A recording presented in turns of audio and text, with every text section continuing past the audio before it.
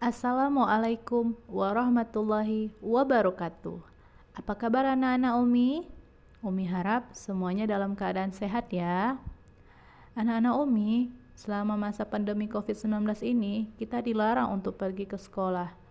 Nah, kita harus tetap stay at home ya, selalu menjaga kebersihan dengan cara rajin mencuci tangan, kemudian menjaga kesehatan dengan berpergian keluar memakai masker, dan tetap rajin berolahraga.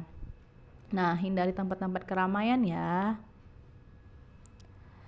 Kita hanya bisa belajar dari rumah, khususnya untuk anak-anak Umi kelas 5 SD Plus Darul Ilmi Murni. Nah, sebelum kita belajar, anak Umi, jangan lupa like dan subscribe channel Umi ya. Terima kasih. Baik, pelajaran kita hari ini adalah PPKN, yaitu sikap-sikap yang sesuai dengan Pancasila. Nah, tahukah kamu bahwasannya sila pertama itu adalah ketuhanan yang Maha Esa yang berlambangkan bintang. Sila kedua yaitu kemanusiaan yang adil dan beradab yang dilambangkan rantai. Sila ketiga persatuan Indonesia yang dilambangkan pohon beringin.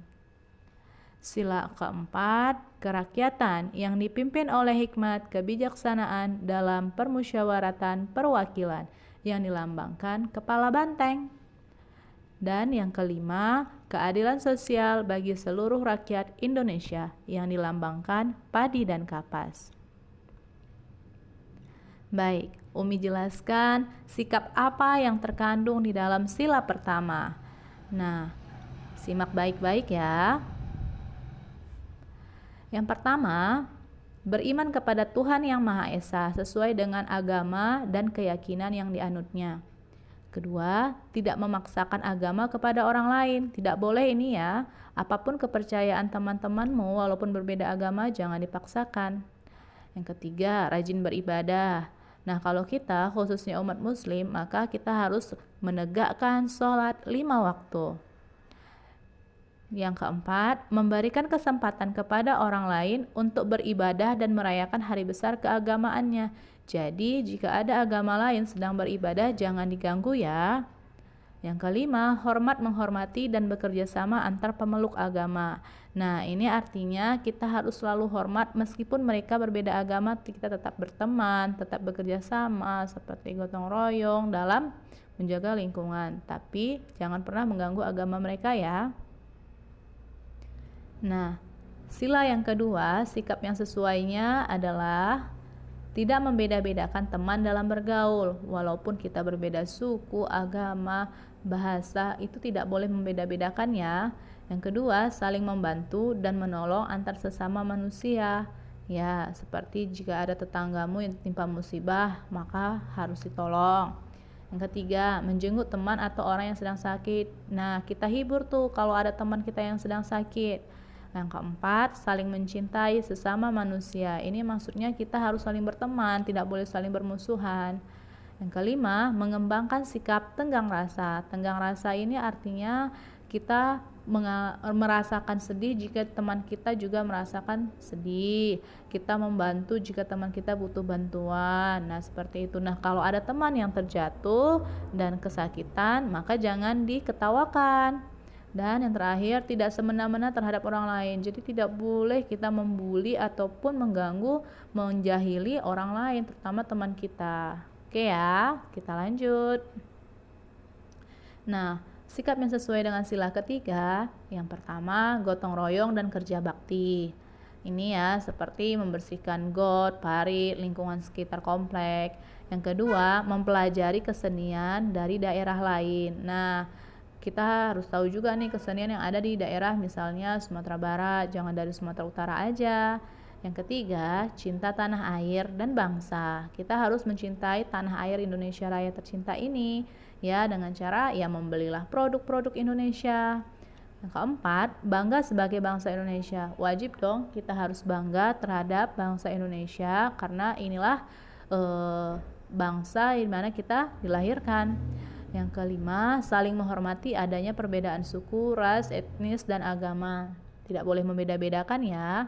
Dan yang terakhir, tidak membeda-bedakan warna kulit dan suku. Ini dia yang paling penting. Tidak boleh kita membedakan ataupun menjelek-jelekan seseorang karena hanya warna kulitnya. Oke, selanjutnya sila keempat. Nah, apa saja sikap yang sesuai? Dengarkan ya. Yang pertama, musyawarah mufakat. Nah, musyawarah ini berkumpul beramai-ramai membicarakan suatu permasalahan untuk mencapai suatu mufakat. Mufakat itu suatu keputusan yang sudah disepakati. Paham ya?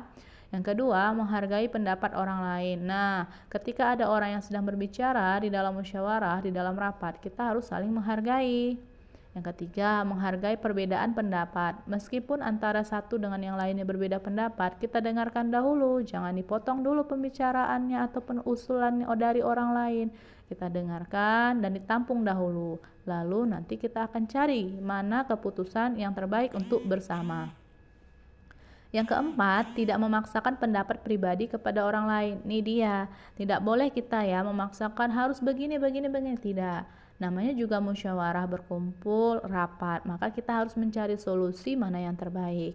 Yang kelima, mengutamakan kepentingan bersama. Ini dia, karena yang ambil keputusan ini untuk kepentingan bersama, maka utamakan kepentingan bersama, jangan egois mengutamakan kepentingan sendiri ya. Yang terakhir, mau menerima hasil keputusan demi kepentingan bersama. Ini dia, harus kita terima apapun keputusannya, mau usul kita yang diterima, mau usul orang lain yang nanti hasil akhirnya, kita harus terima dengan lapang dada. Paham ya? Selanjutnya, sikap apa yang sesuai dengan sila kelima? Nah, yang pertama, berbuat baik dan saling membantu dan gotong royong. Yang kedua, menjaga keseimbangan antara hak dan kewajiban. Udah tahu ya apa itu hak? Hak itu adalah segala sesuatu yang kita terima, sedangkan kewajiban adalah segala sesuatu yang harus dilakukan. Ya. Yang ketiga, contoh yang ketiga, menghormati hak-hak orang lain. Jadi, orang lain juga berhak untuk mengeluarkan suara. Misalnya orang lain juga berhak untuk belajar, mendapatkan kehidupan yang layak. Kita harus hormati. Yang keempat, suka memberi pertolongan kepada orang lain. Ini dia, harus saling toleransi ya, membantu sesama yang membutuhkan.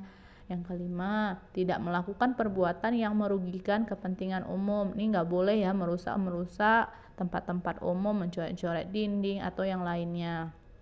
Yang terakhir, menghukum kepada para pelanggar hukum meskipun kepada seorang pejabat. Nah, ketika orang itu salah, maka harus dihukum, tidak boleh dibela ya. Kenapa? Karena kalau dibela maka dia akan mengulangi, dan ketika kita hukum maka dia akan jera dan efeknya dia tidak akan mengulangi kembali. Paham sampai di sini anak-anak Umi?